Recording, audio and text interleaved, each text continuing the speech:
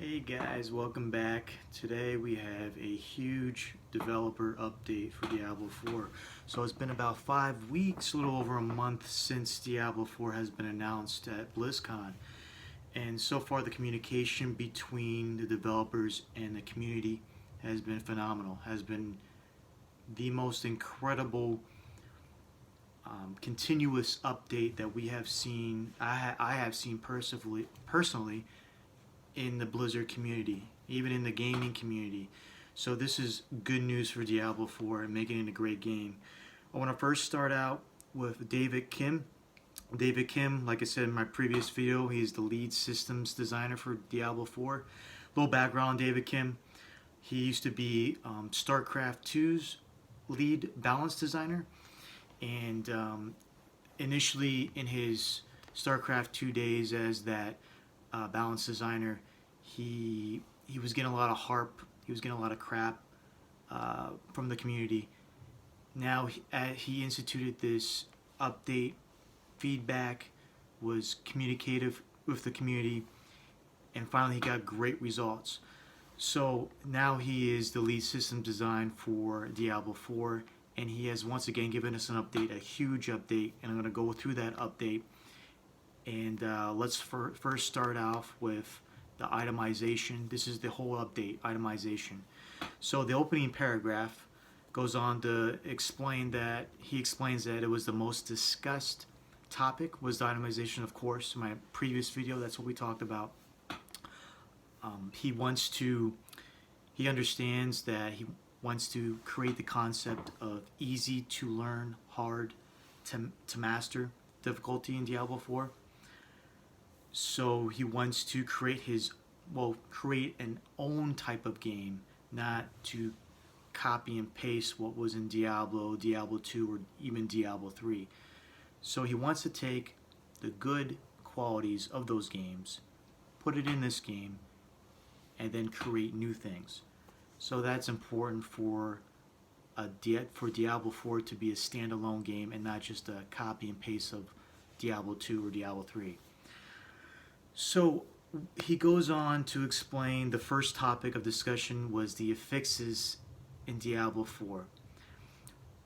So what we mean by affixes, you have an item and there's certain, well, we call them affixes, but there's certain descriptions of the item. What does it do?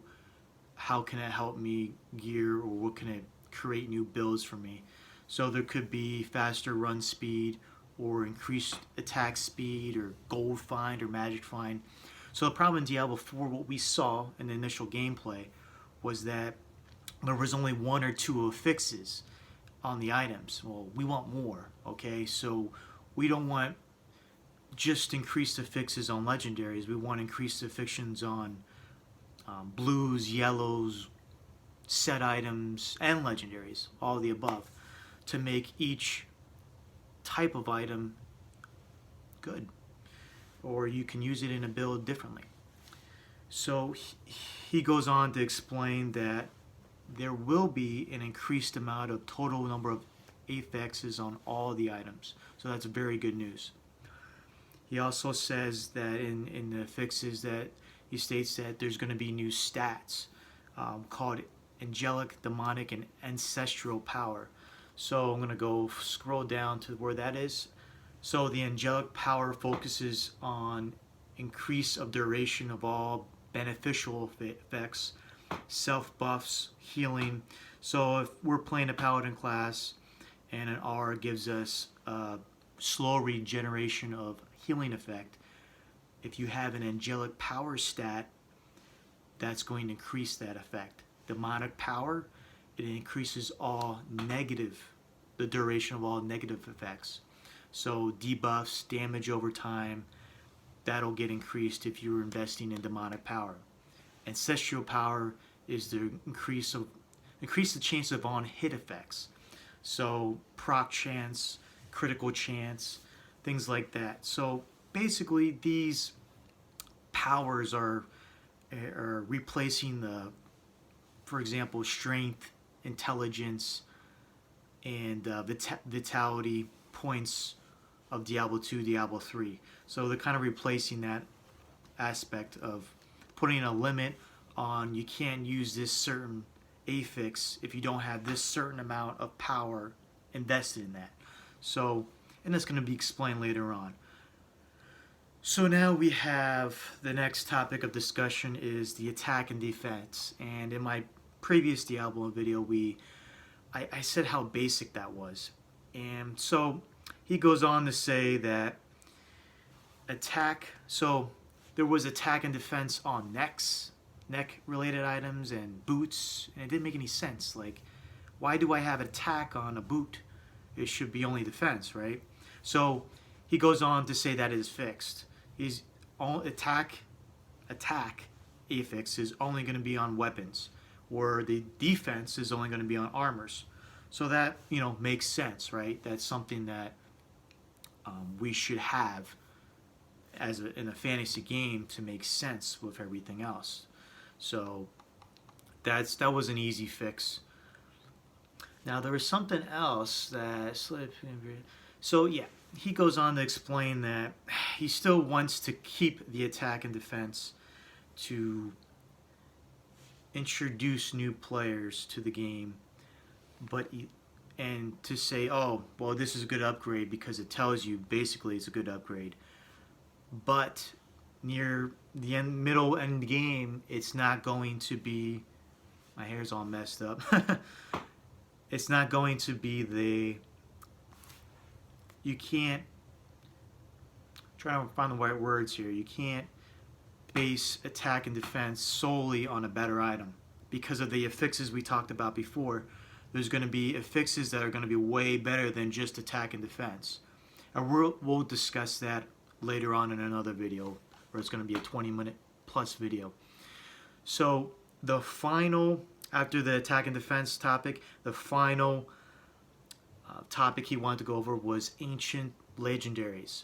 So ancient legendaries in Diablo 3 were basically, you had your regular old legendary. Oh, you found it. Oh, cool. I found, we'll just say example, Wind Force. I found a Wind Force. Cool. Now, great. Now, I might find another Wind Force, and it might be very, very small upgrade, but not incredibly like a boost. So, and then now what these ancient legendaries do is it's the same Wind Force. It just has the word ancient Wind Force in front of it.